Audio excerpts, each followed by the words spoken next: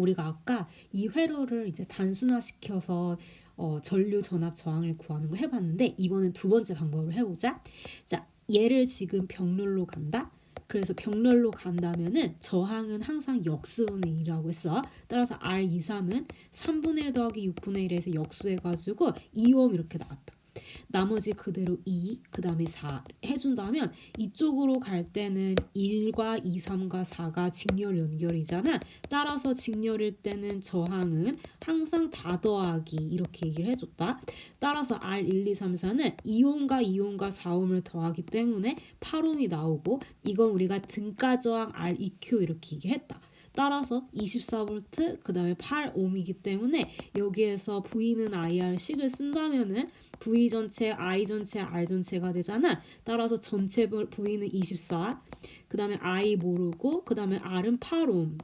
따라서 I 전은 3A 이렇게 계산했다. 따라서 얘가 지금 여기에 걸리는 그 전체 전류는 3A이기 때문에 이렇게 거꾸로 갈 때는 직렬은 뭐가 일정함을 이용한다고? I가 일정, 직렬은 전류 일정, 그리고 전압은 다 더하기 이렇게 얘기했잖아. 따라서 전류가 일정이므로 이렇게 갈 때 직렬이기 때문에 따라서 I는 3A를 여기다 그대로 써준다. 따라서 I1은 3A가 되고 I4는 3A, 그 다음에 I23은 3A라고 했다. 자, 여기에서 이제 거꾸로 한 번 더 갈 때, 자, 이렇게 갈 때 얘가 병렬 구조이잖아. R23에서. 그러니까 따라서 얘는 병렬은 전압 일정. V2 equal V3은 V23 이렇게 되잖아. 그래서 얘가 아까 우리가 2 곱하기 3에서 6V 이렇게 계산했다.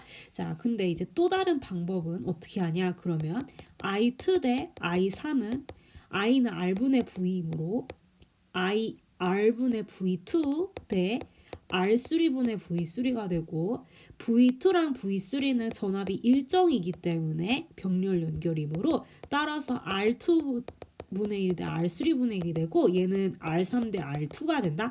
그러니까 6 대 3이잖아. 2 대 1이 되는 거지. 그러면 전체 전류가 I23이 I2와 I3에 흐르는 전체 합을 얘기를 하는 거잖아. 얘가 3A지. 따라서 I2야 I3에 이르는 그 전류의 비율이 2대 1이잖아. 따라서 얘는 2A 그리고 1A가 된다라는 걸 알 수가 있는 거다.